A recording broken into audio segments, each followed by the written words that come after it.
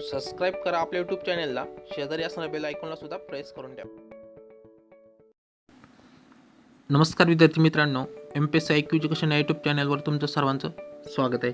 मित्रांनो बघा, याच्या आधी मूलभूत अधिकार, संघराज्य क्षेत्रे तर तसेच भरपूर इतर गोष्टीवर काय केलं आपण क्वेश्चन सेट आणलेला आहे बघा. तर ह्या व्हिडिओमध्ये आपण प्रास्ताविक या टॉपिकवर क्वेश्चन आणलेले आहेत बघा. 30+ क्वेश्चन आहेत. आपलं जे टार्गेट आहे बघा 1500+ क्वेश्चन सिरीज पूर्ण करायची आपल्याला पॉलिटीची. तर त्या दृष्टीने आपण काय केलं आज प्रास्ताविकेवर किंवा जे प्रस्तावना आहे किंवा प्रिॲम्बल म्हणतो आपण त्याला, ओके, याच्यावर काय आले आपण 30+ क्वेश्चन आणले, जेणेकरून जे प्रास्ताविक आहे किंवा प्रिॲम्बल आहे याच्यावर तुमचा एकही क्वेश्चन चुकणार नाही. चालतं सुरू करू. बघा पहिला क्वेश्चन आहे भारतीय घटनेतील, पण सुरुवातीला तुम्हाला थोड्या गोष्टी सांगतो. तर प्रस्तावना आहे बघा, त्याला इंग्लिशमध्ये प्रिॲम्बल सुद्धा म्हटलं जातं. तर जगामध्ये प्रथम प्रस्तावना आहे बघा ही अमेरिकेच्या संविधानामध्ये मांडली होती. ओके, हे तुम्हाला सर्वांना माहीत असेल. भारतीय प्रस्तावना आहे बघा ही कुणी मांडली होती, तर ज्यावेळी संविधान सभा भरली होती बघा, त्यामध्ये पंडित जवाहरलाल नेहरूंनी ही प्रस्तावना भारतीय जे संविधान सभा आहे यांच्यासमोर आणली होती. ती कधी आणली होती? 13 डिसेंबर 1946ला. आणि त्यानंतर बघा जवळजवळ 1 महिन्यानेच म्हणजे 22 जानेवारी 1947ला संविधान सभेने ही स्वीकारली होती. ह्या गोष्टी तुम्हाला माहीत पाहिजे. आणि जी तर काही गोष्टी बघा, समजा उदाहरणार्थ आपल्या ज्या प्रस्तावनेमध्ये शब्द आहेत बघा, जसे की संप्रभुता किंवा आपण त्याला ओके सार्वभौमत्वसुद्धा म्हणतो. त्यानंतर समाजवादी, धर्मनिरपेक्ष, लोकशाही आहे, नंतर गणराज्य, अशा ज्या गोष्टी आहेत, तसेच न्याय, स्वातंत्र्य, समता व बंधुता, ओके, अशा प्रकारचे शब्द 9 बघा. हे 9 शब्द तुम्हाला पाठच पाहिजे. तर बघा जे क्वेश्चन सेट आहे बघा, याच्यामध्ये तुमचं सर्व टॉपिक कव्हर होणार आहे. ओके, तर बघा पहिला क्वेश्चन आहे भारतीय घटनेतील सरनाम्याबाबत. सरनामा हा राज्यघटनेचा सर्वात मूल्यवान भाग आहे. हा घटनेचा आत्मा आहे. ही राज्यघटनेची गुरुकिल्ली आहे. हे राज्यघटनेत बनवलेले रत्न आहे. राज्यघटनेचे मूल्य जाणून घेण्यासाठी योग्य परिणाम आहे. असे विधान खालीपैकी कोणत्या व्यक्तीने केले होते? तर पर्यायामध्ये 4 दिलेत बघा. ओके, तर याचं जे उत्तर आहे मित्रांनो ते पंडित ठाकूरदास भार्गव यांनी केलं होतं. तर हे सोपा क्वेश्चन होतं, त्याच्यामुळे आपण जास्त काही माहिती पाहिली नाही. त्यानंतर दुसरा क्वेश्चन पहा, भारतीय घटनेतील सरनाम्याबाबत खालील विधाने विचारात घ्या, योग्य विधाने निवडा. म्हणजे काही सरनाम्याबाबत विधान दिलेत, त्यापैकी योग्य विधाने निवडा सांगितले. ओके, तर बघा पहिलं विधान आहे सरनामा हा घटनेचा भाग आहे. दुसरं बघा सरनाम्यातील तत्त्वज्ञान कायदेमंडळाच्या अधिकारावर बंधने आणत नाही. त्यानंतर क बघा यामधील तरतुदी न्यायालयीन कक्षेत येत नाही, म्हणजे त्या न्यायालयाद्वारे लागू करता येत नाही. ओके, याच्यापैकी आपल्याला कोणतं बरोबर आहे हे पाहिजे आहे. तर तुम्ही तिन्ही विधान जर पाहिले बघा, सरनामा हा घटनेचा भाग आहे. ओके, हे कधी म्हटलं आहे? 1973ला बघा केशवानंद भारती खटला झाला बघा. त्यानंतर बेरुपार खटल्याच्या वेळी काय सांगितलं होतं?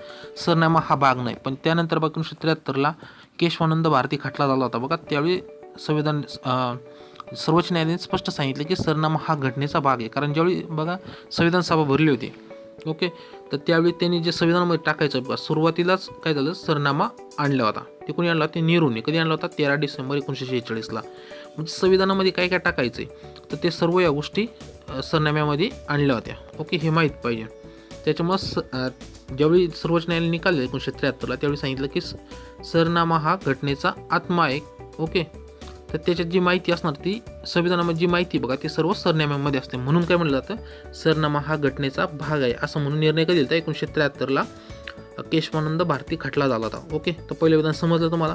ब बघा सरनाम्यातील तत्त्वज्ञान कायदेमंडळाच्या अधिकारावर बंधने आणत नाही. हे पण बरोबर आहे, ते कोणतेही बंधने आणत नाही. त्यानंतर क बघा यामधील तरतुदी न्यायालयीन कक्षेत येत नाही, म्हणजे ते न्यायालयाद्वारे लागू करता येत नाही. हे पण बरोबर आहे. म्हणजे सर्व विधाने काय आहेत? बरोबर आहे. त्यासाठी विविध तरतुदी बघ. सरनामा हा फक्त घटनेचा आत्मा आहे. ते घटना आहे का? नाही आहे. ते आर्टिकलचा संबंध आहे का? याच्यामध्ये ज्या ज्या ठिकाणी आर्टिकल संबंध आहे त्या ठिकाणी ते सर्वोच्च न्यायालय डिसिजन घेऊ शकते. पण सरनाम्याला असं काही स्पेशल असं घटने काय म्हणतात ना आर्टिकल आहे का? नाही आहे. त्याच्यामुळं त्याद्वारे न्यायालयाद्वारे काय करतात? लागू करता येत नाही. समजलं? त्यानंतर तिसरा क्वेश्चन बघा,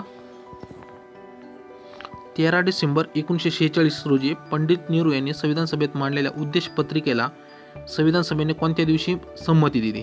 आता ही पंडित जवाहरलाल नेहरूने बघा कधी मांडली? 13 डिसेंबर 1946ला. त्यानंतर मी तुम्हाला म्हटलं महिनाभरानेच. ओके, हे लक्षात ताब्यात. मग कधी झालं? कारण डिसेंबरचा महिना नंतर जानेवारीचा महिना सुरू होतो. ओके, आता जानेवारीमध्ये 2 महिने, 1 आणि 2 दिले. ओके, 24 आणि 22 जानेवारी दिले. पण ही 22 जानेवारी लक्षात तारीख असली पाहिजे की 22 जानेवारीला जे पंडित जवाहरलाल नेहरूंनी बघा उद्देश पत्रिका 13 डिसेंबरला मांडली होती 1946ला, ती 22 जानेवारी 1947ला संविधान सभेने काही ॲक्सेप्ट केली. हे लक्षात ठेवा. त्यानंतर चौथं विधान बघा, भारतीय घटनेच्या प्रस्ताविकेत धार्मिक, सांस्कृतिक व सामाजिक न्यायाचा उल्लेख आहे. उल्लेख केलेला आहे. पहिलं विधान आहे. नंतर ब बघा, प्रास्ताविकेत विचार, अभिव्यक्ती, विश्वास, श्रद्धा, उपासना या स्वातंत्र्याचा उल्लेख केलेला आहे. ओके, तर खाली पर्याय दिलेत त्यापैकी योग्य निवडायचं आहे. ओके, तर तुम्ही दोन्ही विधाने पाहिले बघा. पहिलं विधान बघा, अविधान, भारतीय घटनेच्या प्रास्ताविकेत धार्मिक, सांस्कृतिक व सामाजिक न्यायाचा उल्लेख भेटतो का? अशा प्रकारचा न्यायाचा उल्लेख आहे का? नाही. उल्लेख कसा आहे त्याच्यामध्ये? सामाजिक, आर्थिक आणि राजकीय नाही. धार्मिक आहे का त्याच्यामध्ये? नाही आहे. मग पहिलंच विधान चुकीचं आहे. ब विधान बघा, प्रास्ताविकेत विचार, अभिव्यक्ती, विश्वास, श्रद्धा व उपासना या स्वातंत्र्याचा उल्लेख आहे. हे बरोबर आहे, कारण कोणत्या प्रकारचं स्वातंत्र्य दिलं जातं? त्याच्यामध्ये आपलं अभिव्यक्ती दिलं जातं, विश्वास दिलं जातं, विचार, श्रद्धा व उपासना अशा प्रकारचे स्वातंत्र्य भेटतं. न्याय कोणतं भेटतं? आर्थिक, सामाजिक आणि राजकीय न्याय भेटतं, धार्मिक भेटत नाही. त्याच्यामुळे जे ब विधान आहे ते बरोबर आहे, अ चुकीचं आहे. मग ब बरोबर अ चूक कुठं आहे तर 2 नंबरला आहे. ओके, त्यानंतर 5वं बघा, भारतीय घटनेच्या प्रास्ताविकेत, 5वं विधान, भारतीय घटनेच्या प्रास्ताविकेतील धर्मनिरपेक्ष या शब्दाचा अर्थ काय? म्हणजे सरनामा दिला आहे त्याच्यामध्ये धर्मनिरपेक्ष या शब्दाचा अर्थ काय सांगितला आहे. आता पर्याय बघा 2 आहे, त्यापैकी कोणतं बरोबर ते निवडा. पहिलं विधान बघा, प्रत्येक व्यक्ती कोणत्याही धर्माचे आचरण करण्यास मुक्त आहे. ब विधान बघा, राज्य कोणत्याही व्यक्ती किंवा गटाच्या विरुद्ध धर्माच्या आधारावर भेदभाव करणार नाही. ओके, तर दोन्ही विधाने वाचली तर हे काय तुम्हाला एकदम योग्य वाटतात बघा. ओके, तर कोणतं बरोबर आहे? अ आणि ब. कारण कोणत्याही व्यक्तीला कोणताही धर्म स्वीकारण्याचा अधिकार आहे, तो त्यासाठी मुक्त असेल. आणि राजव्यवस्था आहे बघा, त्याला कोणताही धर्म असणार नाही किंवा कोणत्या धर्माच्या आधारावर ते भेदभाव करणार नाही. 6वं विधान बघा, भारताच्या घटनेतील प्रास्ताविकेत कोणकोणत्या प्रकारच्या न्यायाचे वर्णन केले आहे? कोणकोणत्या प्रकारचे न्याय आहे ते माहीत पाहिजे. सामाजिक, आर्थिक आणि राजकीय 3ऱ्या नंबरलाचे. ओके, आणि स्वातंत्र्य कोणत्या प्रकारचं हे पण माहीत पाहिजे. स्वातंत्र्य कोणते? अभिव्यक्ती पाहिजे, विश्वास, धर्म, उपासना. धर्मालाच आपण काय म्हणतो? श्रद्धा म्हणतो. ओके, अशा प्रकारचं काय स्वातंत्र्य आहे. न्याय देण्याच्या सामाजिक, आर्थिक, राजकीय. आणि संविधानामध्ये प्रस्तावनेमध्ये बघा एकूण जवळजवळ 9 शब्द आहेत, ते पण लक्षात असले पाहिजे. पहिले सार्वभौमत्व किंवा संप्रभुता म्हणतो, समाजवादी, धर्मनिरपेक्ष, लोकतांत्रिक, त्यानंतर गणराज्य, न्याय, स्वातंत्र्य, समता व बंधुता. असं पटापट जरी लक्षात राहिलं तर तुमच्या ध्यानात राहून जाईल. ओके, 1-2ला जरी वाचलं तरी समजून जाईल. तर हे ध्यानात पाहिजे. त्यानंतर बघा, ओके, स्वातंत्र्याचा उल्लेख कोणकोणता आहे? 8वाचं बघा, 8वं काय? भारतीय घटनेच्या प्रास्ताविकेत खालीपैकी कोणत्या स्वातंत्र्याचा उल्लेख करण्यात आलेला आहे? नाही, 7वा क्वेश्चन राहिला आपला, 7वा घेऊ आधी. ओके, तर बघा, भारतीय राज्यघटनेतील धर्मनिरपेक्ष या शब्दाचा अर्थ खालीपैकी कोणत्या प्रकारे सांगता येईल? तर बघा, पहिलं विधान, भारताचा कोणताही राज्य धर्म नाही, हे बरोबरच आहे. ब बघा, राज्य संस्थेमार्फत एखाद्या धर्माला राज्य धर्म म्हणून दर्जा देण्यात, हे चुकीचं आहे. क बघा, राज्य संस्था एखाद्या धर्माला अनुकूल व दुसऱ्या धर्माला प्रतिकूल असे कोणते कृत्य करणार, म्हणजे अ आणि ब बरोबर आहे याच्यामध्ये. ओके, तर अ आणि ब कुठे आहे? नाही, अ आणि क बरोबर आहे. ओके, हे लक्षात घ्या. अ आणि ब का चुकीचं आहे? कारण कोणती राज्यव्यवस्था आहे, समजा जे सरकार आहे तर ते कोणत्याही धर्माला राजधर्म म्हणून दर्जा देणार नाही, हे लक्षात ठेवा. मग कोणतं? अ आणि क आहे 4 नंबरचं. त्यानंतर 8वं बघा, भारतीय घटनेतील प्रास्ताविकेत खालीपैकी कोणत्या स्वातंत्र्याचा उल्लेख करण्यात आला आहे? स्वातंत्र्य मी तुम्हाला आता सांगितलं कोणत्या प्रकारचं स्वातंत्र्य आहे. तर अभिव्यक्ती एक, विचार, विश्वास, श्रद्धा, उपासना या अशा प्रकारचे म्हणजे सर्व याच्यामध्ये येतात. 8व्याचं काय? 4 नंबरचं. 9वं बघा, ग्रॅन्युअल ऑस्टिन यांनी खालीपैकी कशाचे वर्णन राज्यघटनेचे सद्विवेक बुद्धी असं केलं आहे? ते सरनाम्याचं केलं आहे. त्यानंतर 10वा बघा, तुम्हाला माहीत असेल, 10वा प्रश्न समजून घ्या मग तुम्हाला. बघा, प्रस्ताविका ही घटनेचा भाग नाही, म्हणजे प्रस्तावना ही घटनेचा भाग नाही असा निकाल सर्वोच्च न्यायालयाने खालीपैकी कोणत्या खटल्यामध्ये दिला होता? 2 खटले महत्त्वपूर्ण आहेत. एक ध्यानात ठेवा, कोणता? बेरुबारी खटला जे 1960ला झाला. त्यानंतर केशवानंद भारती हा खटला एक, आणि LIC ऑफ इंडियाचा हा खटला 1995 झाला, पण ते एवढं काही महत्त्वाचं पूर्ण नाही, याच्या क्वेश्चन पण येत नाही. पण केशवानंद खटला आणि बेरुबारी खटला हे लक्षात ठेवा. आता काय सांगितले? प्रस्ताविका ही घटनेचा भाग नाही, हा पहिलाच खटला होता, तो कधी जातो? 1960ला बेरुबारी खटलामध्ये, हे माहीत पाहिजे. आणि प्रस्ताविका घटनेचा भाग आहे असा एक निर्णय सर्वोच्च न्यायालयाने दिला. कधी दिला? केशवानंद भारती खटला याच्यामध्ये 1973ला दिला. पण 10व्याचं जे उत्तर आहे येतं काय सांगितलं? प्रस्ताविका हा घटनेचा भाग नाही. तर कोणत्या खटल्यामध्ये सांगितलं? बेरुबारी खटल्यामध्ये 1960च्या. ओके, त्यानंतर 11वा क्वेश्चन पहा, भारतीय राज्यघटना ही कोणातर्फे अंगीकृत किंवा आणि अधिनियमन करण्यात आली? हे भारतीय लोकांमार्फत केली आहे. 12वा बघा, भारतीय संविधानातील प्रस्ताविकेत खालीपैकी कोणत्या समानतेचा उल्लेख करण्यात आला आहे? तर समानता कोणत्या प्रकारची याच्यामध्ये विचारले. ओके, तर पर्याय वाचून घ्या तुम्हाला. ओके, याच्यामध्ये दर्जा, विचार, कायदेशीर आणि संधी दिले. तर जी समानता आहे बघा, ही कोणती दर्जा आणि संधीची दिलेली आहे बघा. तुम्हाला जर माहीत असेल, न्याय कोणते आर्थिक, सामाजिक, राजकीय, स्वातंत्र्य, अभिव्यक्ती, विश्वास, धर्म आणि उपासना. जे समानता म्हणतो ओके, त्याच्यामध्ये काय सांगितलं संधी आणि दर्जा आहे, अ आणि ड. याच्यामध्ये कुठं अंड आहे बघा, तिसऱ्या क्रमांकाला आहे. ओके, हे लक्षात ठेवा, हे ध्यानातच ठेवावं लागणार तुम्हाला. 13वा क्वेश्चन बघा, प्रस्ताविकेत खालीपैकी कोणत्या न्यायाचे वर्णन करण्यात आले. न्याय माहिती आर्थिक, सामाजिक, राजकीय. आता 3 कुठं बघा, राजकीय एक आहे, आर्थिक आणि सामाजिक म्हणजे अ कड, अकडं कुठं आहे बघा 1 नंबरलाचे. ओके, त्यानंतर 14वा क्वेश्चन बघा, भारतीय घटनेतील प्रस्ताविकेत दिलेल्या आदर्शाचा घटनेनुसार योग्य क्रम लावा. तुम्हाला सांगितले 9 शब्द आहे बघा, ते लक्षात असले पाहिजे. पहिलं सार्वभौमत्व, त्याला आपण संप्रभुता सुद्धा म्हणतो. ओके, त्यानंतर समाजवादी, दुसरं. तिसरं काय धर्मनिरपेक्ष, चौथं लोकशाही, 5वं गणराज्य, 6वं न्याय, 7वं स्वातंत्र्य, नंतर 8वं समता किंवा समानता म्हणतो आपण, आणि 9वं बंधुता. अशा प्रकारचे. मग सार्वभौमत्व, समाजवादी, धर्मनिरपेक्ष, लोकशाही, गणराज्य कोणत्या यायला येतं, हे 3ऱ्या नंबरला येतं. ओके, तर हे बरोबर आहे.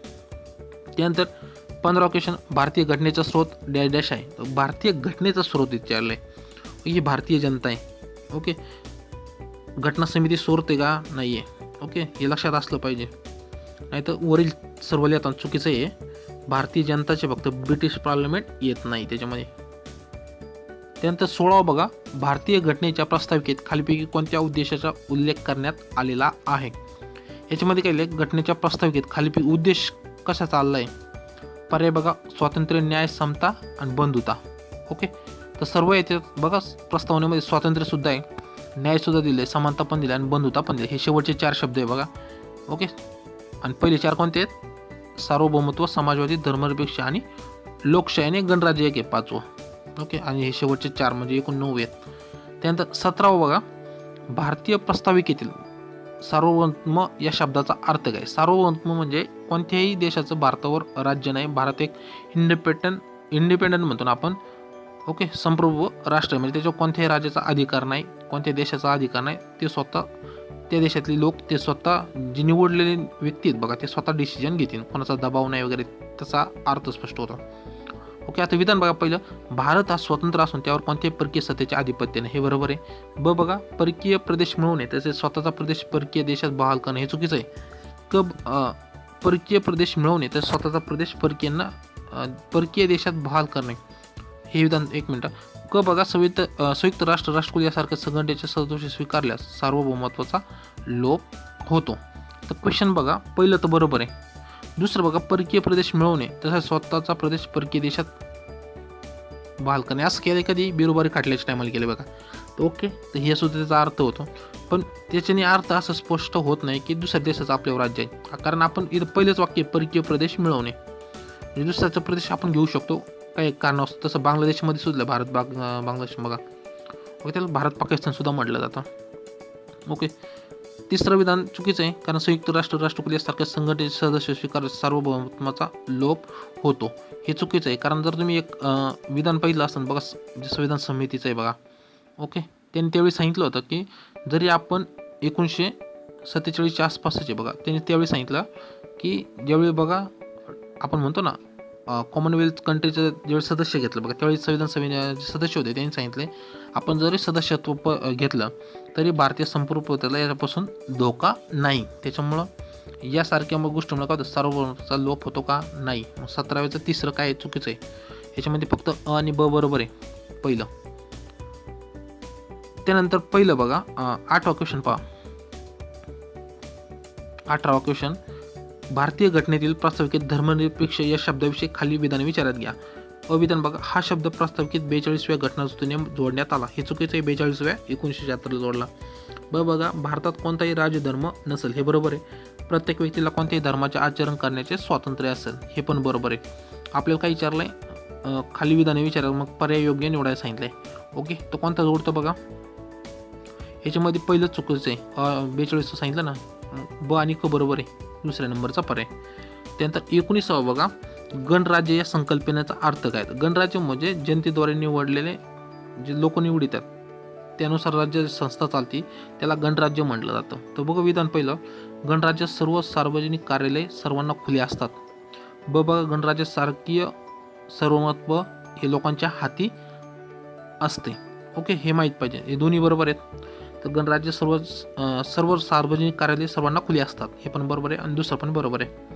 त्यानंतर 20 बघा 42व्या घटनादुरुस्तीने 1976 नुसार प्रस्तावित खालीपैकी कोणते शब्द जोडण्यात. ओके, हे सर्वांना माहीत असेल. धर्मनिरपेक्ष, समाजवादी, ओके, हे जोडण्यात आलेले आहेत. बघा समाजवादी, धर्मनिरपेक्ष आणि अखंडता सुद्धा आपण हा शब्द देतो. कोणता पर्याय निघतो बघा पर्यायामध्ये? कडई. ओके, कडई. लोकशाही नाही, हे लोकशाही सुरुवातीला शब्द होते. त्यानंतर 21 बघा खालीपैकी कोणत्या खटल्यात प्रस्ताविक हा घटनेचा भाग आहे असे सर्वोच्च न्यायालयाने सांगितले. हा कोणता खटला होता? हा बिरुवारी नव्हता, केशवानंद भारती खटला होता. ओके, LIC ऑफ इंडिया खटला होता. याचा कोणता पर्याय निघतो? ब आणि ड. बघा दुसऱ्या क्रमांकाचा बिरुवारीमध्ये नव्हतं सांगितलं, हा घटनेचा भाग नाही म्हणून सांगितलं होतं. ओके, हे तर सर्वांना माहिती आहे. 22 बघा भारतीय राज्यघटनेतील प्रस्तावनामध्ये खालीपैकी कोणत्या प्रकारचा स्वातंत्र्याचा उल्लेख नाही. स्वातंत्र्याचा उल्लेख सर्वांना माहिती आहे. कोणकोणत्या? अभिव्यक्ती, विचार, श्रद्धा, उपासना. म्हणजे अ कड आहे, कोणतं नाही तर ब नाही. आर्थिक व राजकीय. तर हे काय होतं? न्याय होतं. आर्थिक, राजकीय, सामाजिक, आर्थिक, राजकीय हे न्याय होते. ओके, आणि स्वातंत्र्य कोणतं आहे? अभिव्यक्ती आहे, विचार आहे, श्रद्धा, उपासना अशा प्रकारचे स्वातंत्र्य. म्हणजे पर्याय कोणतं निघतं? 22चा कोणता उल्लेख नाही तर ब निघतं, फक्त ब 2 नंबरचा. ओके, समजलं. त्यानंतर 23वा क्वेश्चन बघा उद्देशपत्रिका संबंधी खालील विधाने वाचून अचूक निवडा. म्हणजे बरोबर निवडा. पहिलं विधान बघा 13 डिसेंबर 1946 रोजी जवाहरलाल नेहरू यांनी संविधान सभेत उद्देशपत्रिका मांडली असं सांगितले. ओके, हे विधान बरोबर आहे. 13 डिसेंबरला मांडली होती. त्यानंतर ब बघा 22 जानेवारी 1947 रोजी तिचा संविधान सभेने स्वीकार करण्यात आला. हे पण बरोबर आहे. 22 जानेवारीला स्वीकार करण्यात आला 1947ला. दोन्ही बरोबर असल्यामुळे कोणतं? 23चं निघतं, 4 नंबरचं निघतं. त्यानंतर 24 बघा भारतीय संविधानाच्या प्रस्ताविकेतील सार्वभौमत्व या संकल्पनेतून खालीपैकी कोणत्या अर्थ निघतो. म्हणजे सार्वभौमत्वाचा अर्थ काय होतं? तर बघा पहिलं विधान कोणतेही निर्णय बाह्य हस्तक्षेपाविना भारत स्वतःशी निगडीत घेऊ शकतो व रद्द करू शकतो. हे बरोबर आहे. ब बघा संघ आणि घटक राज्य दोन्ही सार्वभौमत्व आहेत. क बघा भारतीय संघ परकीय भूप्रदेश हस्तगत करू शकतो. ड बघा भारताच्या संघाकडे राष्ट्रीय भूप्रदेश फेरफार करण्याचे अधिकार आहे. तर यापैकी आपल्याला कोणता अर्थ निघतो असं विचारलंय. ओके, तर याच्यामधले बघा पहिलं विधान तर बरोबर आहे. ओके, 24 पहिलं विधान तर बरोबर आहे. त्यानंतर ब विधान आहे बघा, तर ब संघ आणि घटक दोन्ही राज्य नाहीत, फक्त पूर्ण भूप्रदेश सांगितलं भारताचा. तर हे विधान चुकीचं आहे. ब चुकीचे आहे. क बघा भारतीय संघ परकीय हे करू शकतो, त्याला आर्टिकल सुद्धा आहे. ओके, ब म्हणून दुसरं आर्टिकल आहे आपलं. त्यानंतर ड बघा भारताच्या संघाकडे राष्ट्रीय भूप्रदेशात फेरफार करण्याचे अधिकार आहेत. हे पण बरोबर आहे. म्हणजे अकड निघतं बघा पर्याय. ओके, ब का नाही? त्याचं कारण की राज्यांकडे नाही सार्वभौमत्व, ते पूर्ण देश आहेत, संघ आणि राज्य मिळून एकत्र आहेत. ओके, असा उच्चार नाही कुठंच की संघ आणि घटक राज्य म्हणून. ओके, नंतर 25वा क्वेश्चन बघा वर्ष 1976च्या 42व्या घटना दुरुस्तीने भारतीय राज्यघटनेतील सरनाम्यात समाजवादी, धर्मनिरपेक्ष व डॅश शब्दांचा समावेश करण्यात आला. ओके, याचं जे उत्तर तुम्हाला सर्वांना माहीत असेल, अखंडता हा शब्द टाकला. सार्वभौमत्व, लोकशाही, गणराज्य हे पहिले सुरुवातीचे शब्द होते. सार्वभौमत्व नंतर बघा समाजवादी हे शब्द टाकला होता, नंतर धर्मनिरपेक्ष टाकला, नंतर ओके समाजवादी, सार्वभौमत्व, समाजवादी, धर्मनिरपेक्ष, लोकशाही असा अर्थ त्यांनी एकत्र केला. तर 42व्या घटनादुरुस्तीने 3 शब्द टाकले होते, समाजवादी, धर्मनिरपेक्ष आणि तिसरा जो अखंडता. ओके, त्यानंतर 26वा बघा भारतीय राज्यघटनेतील प्रस्ताविकेमध्ये सार्वभौम या शब्दामध्ये खालील वाक्याचा समावेश होतो. तर खालीपैकी चुकीचा पर्याय सांगितला आपल्याला कोणता ओळखा सार्वभौम मधला. ब बघा अविधान बघा भारतीय सार्वभौम असून कोणत्याही परकीय संस्थेचे आधिपत्य नाही. भारत एक सार्वभौम असून त्यावर कोणत्याही परकीय सत्तेचे आधिपत्य नाही. ब बघा भारत आपल्या अंतर्गत व बाह्य कारभारात स्वतः करण्यास मुक्त व सक्षम आहे. ओके, क बघा या शब्दात परकीय प्रदेश मिळवण्याचा किंवा स्वतः प्रदेश परकीय शक्तीला बहाल करण्याचा अधिकारही समाविष्ट आहे. ड बघा परंतु राष्ट्रकुट, संयुक्त राष्ट्र यासारख्या आंतरराष्ट्रीय संघटनेचे सदस्य स्वीकारणे म्हणजे सार्वभौमत्वाचा लोप होणे होय. ओके, हे डबल विधान झाले, हे लक्षात ठेवा. तर आपण याच्या आधी सुद्धा पाहिलं होतं, या जो 4 नंबरचा पर्याय बघा, परंतु राष्ट्रकुल यासारखे जे म्हणतो ना, याच्यामुळे काय सार्वभौमत्वाचा लोप होत नाही, म्हणजे हे चुकीचंच आहे. ड जित आहे बघा, ते चुकीचं निघाल. ओके, आता अविधान बघा, भारत सार्वभौम असून त्यावर कोणत्या प्रकारचे सत्तेचे, हे बरोबर आहे.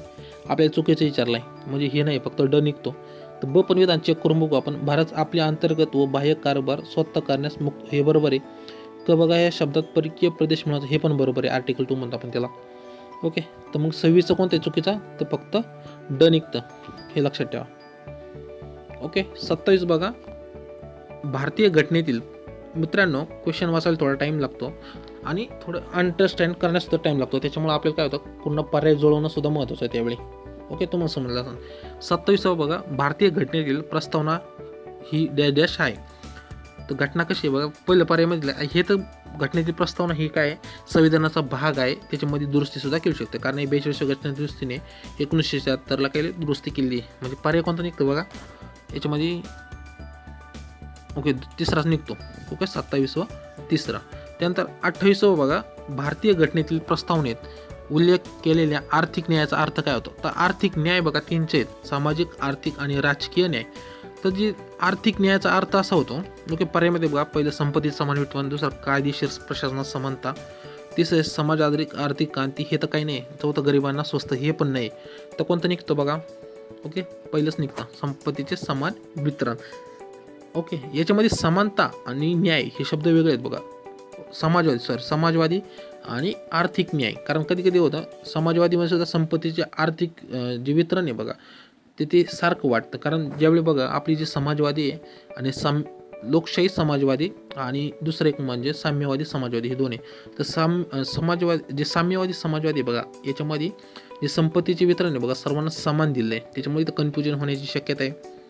तर आपल्याला फक्त इथं काय दिले, आर्थिक न्याय दिले. ते आर्थिक न्याय म्हणजे संपत्तीचे समान वितरण होतं. ओके, त्यानंतर 29 बघा, भारतीय घटनेतील सरनाम्याबाबत खालील योग्य विधाने विचारात घ्या. अविधान बघा, सामाजिक, आर्थिक व राजकीय समानता दिले, योग्य विधान शोधायचे याच्यातलं. ब बघा, विचार, अभिव्यक्ती, विश्वास, श्रद्धा, पण हे स्वातंत्र्याचे आहेत, बरोबर आहे. ह्याच्यामध्ये ब पहिलं तर सापडल्याचे. क बघा, कायदा, न्याय, सुव्यवस्था याबाबत न्याय, हे चुकीचं आहे. न्याय कोणते, आर्थिक, सामाजिक, राजकीय. ड बघा, व्यक्तीची प्रतिष्ठा व राष्ट्रीय एकता आणि एकत्मता यांचे आश्वासन देणारे बंधुता, हे पण चुकीचं आहे. बंधुता अशी नाही. ओके, तर तर चुकीचं आहे. सामाजिक, आर्थिक, राजकीय समानता नाही, तर सामाजिक, आर्थिक, राजकीय हे न्याय आहे. ब विधान फक्त बरोबर आहे. ओके, त्यानंतर पुढचा क्वेश्चन बघा, 30वा. खालीलपैकी कोणते शब्द केवळ प्रास्ताविकेत समाविष्ट आहेत, म्हणजे कोणते शब्द आहे की ते प्रास्ताविकेत फक्त समाविष्ट आहेत. त्याच्या पुढे जे आर्टिकल आहेत 395, त्याच्यामध्ये किंवा जे उपकलम आहे 395 धरून आपण 444 म्हणतो, ॲक्च्युअली 395 कलम आहे, त्याच्यामध्ये उप आर्टिकल आहेत ते. ओके, त्याच्यामध्ये हे संमेलित नाही. पर्याय बघा, पहिलं धर्मनिरपेक्षता, ब समाजवाद, तिसरं स्वातंत्र्य आणि समता. तुम्ही जर संविधान व्यवस्थित वाचला असेल त्याच्यामध्ये बघा धर्मनिरपेक्षता हा शब्द कुठं सापडत नाही. ओके, 25 ते 28 बघा, धर्माचं स्वातंत्र्य दिले, त्याच्यामध्ये धर्मनिरपेक्षता दिलं आहे का, नाही आहे. ओके, त्यानंतर स्वातंत्र्य आणि समानता ह्या गोष्टी 14 ते 18 मध्ये दिलेले आहेत. आर्टिकल 19 स्वातंत्र्याबाबत आहे आपल्याला. ओके, हे ते समानता पण दिली 14 ते 18 मध्ये. म्हणजे याच्यामध्ये क आणि ड तर नाही आहे, म्हणजे आणि समाजवाद नाही आहे कुठंच. म्हणजे धर्मपेक्षा व समाजवाद हे दोन शब्द संविधानामध्ये कुठे सापडत नाही. स्वातंत्र्य आणि समता हे दोन शब्द सापडतात, म्हणजे आणि ब कुठे बघा 2 नंबरलाचे. ओके, त्यानंतर पुढचा क्वेश्चन पहा, खालीलपैकी कोणते शब्द केवळ प्रास्ताविकेतच समाविष्ट आहे, हे बरोबर आहे, आणि बचे. त्यानंतर 31 बघा, भारतीय घटनेतील प्रस्ताविकेबाबत खालीलपैकी विधाने विचारात घ्या. पहिलं विधान बघा, 44व्या घटना दुरुस्तीने सार्वभौम, समाजवाद व अखंडता शब्द जोडण्यात आले. सार्वभौम नाही. ओके, हे चुकीचं आहे, आणि ती पण 42वी घटना दुरुस्ती होती, 44वी दिली इथं, चुकीचं येते. ब बघा, प्रास्ताविकेतील समाजवाद हा लोकशाही समाज, हे बरोबर आहे. तुम्हाला मी सांगणार पुढे जाऊन सांगा. क विधान बघा, प्रास्ताविकेतील समाजवाद हा साम्यवादी समाजवाद, हे चुकीचं आहे. ड बघा, प्रास्ताविकेतील आर्थिक, सामाजिक व कायदेशीर समानता उल्लेखित करण्यात आलेला आहे. आर्थिक, सामाजिक व कायदेविषयक समानतेचा उल्लेख नाही. आर्थिक, सामाजिक, कायदेशीर न्यायाची व्याख्या केली, समानता नाही आहे. ओके, समानता याच्यात नाही, याच्यामध्ये संधी, ओके ते दिले ते संधी समानतेच्या मध्ये येतात. वरीलपैकी चुकीचे विधान निवडा सांगितले. ओके, आपल्याला काय दिलं आहे, पर्यायमधलं चुकीचं विधान निवडा. याच्यामध्ये फक्त ब चुकीचं आहे. ओके, 42 पहिलं एक चुकीचं आहे, हे एक चुकीचं आहे. त्यानंतर ब बघा, प्रशासकीय समाजात हा लोकशाही समाज, हे बरोबर आहे. ओके, त्याने प्रशासकीय समाजात साम्यवादी हे नाही आहे, हे चुकीचं आहे. नंतर ड प्रास्ताविकेत आर्थिक सामाजिक कायदेशीर समानतेचा उल्लेख, हे पण चुकीचं आहे. ओके, तर 31 अकडं निघतं, बच बरोबर आहे फक्त. कारण आता तुम्हाला सांगतो, समाज हा लोकशाही समाजवाद काय बघा, भारतीय संविधानामध्ये किंवा जगामध्ये 2 प्रकारचे समाजवाद आहे. एक लोकशाही समाजवाद म्हटलं जातं, ओके, जे भारतामध्ये आहे, आणि दुसरं कोणते साम्यवादी समाजवाद. तर लोकशाही समाजवादमध्ये कोणकोणत्या गोष्टी येतात बघा, याच्यामध्ये बघा आपण म्हणतो ना, गरिबी येतात, भेदभाव येते, जे बघा म्हणतो ना असमानता याच्यामध्ये, ह्या गोष्टी नष्ट करणे याला काय म्हणतात, समाजवाद मानतात. ओके, पण जे बघा कम्युनिस्ट देश आहेत बघा, समजा चायना, ओके, रशिया यासारख्या देशामध्ये, याच्यामध्ये साम्यवादी समाजवाद आहे. म्हणजे ह्या देशामध्ये असणारे सर्व साधने आहेत किंवा जे म्हणतो ना एखाद्या प्रॉपर्टी सर्व सरकारच्या मालकीची, हे काय करतं, एक प्रकारचे वाटून घेतं आणि ते सर्व लोकांना देतं. आणि ती पण कोणत्या प्रकारचे, राजश्री समाजवाद आहे. ओके, हे पण लक्षात ठेवा. म्हणून भारतीय समाजवादला लोकशाही समाजवाद म्हटलं जातं. कारण याच्यामध्ये ना बऱ्याच गोष्टीवर, गरिबी झालं, भेदभाव झालं, अस्पृश्यता म्हणतो, ह्या गोष्टी काय, ह्या गोष्टी समानता आणण्याचा प्रयत्न करतं, हे पण माहीत पाहिजे.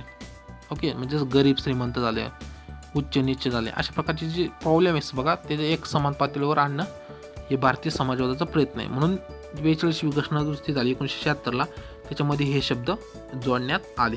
ओके, तुम्हाला समजलं असेल भारतीय समाजवाद हा लोकशाही समाजवाद काय आहे. ओके, जे समाजवादी साम्यवादी समाज हा कम्युनिस्ट कंट्रीमध्ये आहे. त्यानंतर पुढचा क्वेश्चन बघा, 32वा, भारतीय संविधानातील प्रस्तावनेनुसार भारतातील शासनाची सर्वोच्च अंतिम संस्था कोणाच्या अधीन आहे, तर भारतीय जनतेची आहे. 33वा बघा, योग्य पर्यावळ काय सांगितलं आहे, अविधान बघा, सरनामा हा भारतीय राज्यघटनेचा अविभाज्य भाग आहे. ओके, त्यानंतर ब बघा, संपूर्ण राज्यघटना बनवल्यानंतर सरनामा बनवण्यात आला. ओके, तुम्हाला या लगेच उत्तर जमलं असं की सरनामा हा भारतीय राज्यघटनेचा भाग आहे, म्हणजे अविधान तर बरोबर आहे. ओके, हे तर माहिती आहे. ब बघा, संपूर्ण राज्यघटना बनवल्यावर सरनामा बनवता आला का, नाही. तर सरनामा कधी बनवण्यात आला, जे नेहरूंनी बघा, पंडित जवाहरलाल नेहरू यांनी कधी मांडला, 13 डिसेंबर 1946ला संविधान सभेमध्ये मांडला. तर त्याला मान्यता कधी भेटली, 22 जानेवारी 1947. मग कधी सरनामा तयार करण्यात आला, संविधान तयार होण्याच्या आधी. ओके, ते सरनाम्यावरूनच काय झालं, संविधान बनवण्यात आलं. म्हणजे ब विधान पूर्णपणे चुकीचं आहे. म्हणजे अ बरोबर ब चूक कुठं आहे बघा, ग बरोबर ब चूक पहिलंच आहे, 33वा पहिलं. ओके, तर मित्रांनो अशा प्रकारे आपण काय केलं, 33 क्वेश्चन आपण सरनाम्या, प्रिएम्बल किंवा प्रस्तावना का प्रास्ताविकेबद्दल पाहिले आहेत. ओके, तुम्हाला हे जे क्वेश्चन घेतले, ही सिरीज तुम्हाला कशी वाटली, तर कमेंट करून नक्की सांगा मित्रांनो. तुम्हाला काही प्रॉब्लेम असेल तर नक्की ते पण शेअर करा, जेणेकरून आपण त्याच्यावर काम करू. ओके, तर मित्रांनो जे आपले 1500+ क्वेश्चनची सिरीज आहे बघा पॉलिटीची, तुम्हाला परीक्षेच्या आधी कंप्लीट होणार आहे. ओके, तुम्हाला ही सिरीज कशी वाटली नक्कीच कमेंट करून सांगा. जर व्हिडिओ आवडला तर व्हिडिओला लाईक करा. आपल्या चॅनलला जर अजूनही सबस्क्राईब केलं नसेल नक्की सबस्क्राईब करा. आपल्या मित्रांना पण नक्की शेअर करा, जेणेकरून या सिरीजचा त्यांना फायदा होईल. थँक्यू. भेटूया पुढच्या व्हिडिओमध्ये. थँक्यू.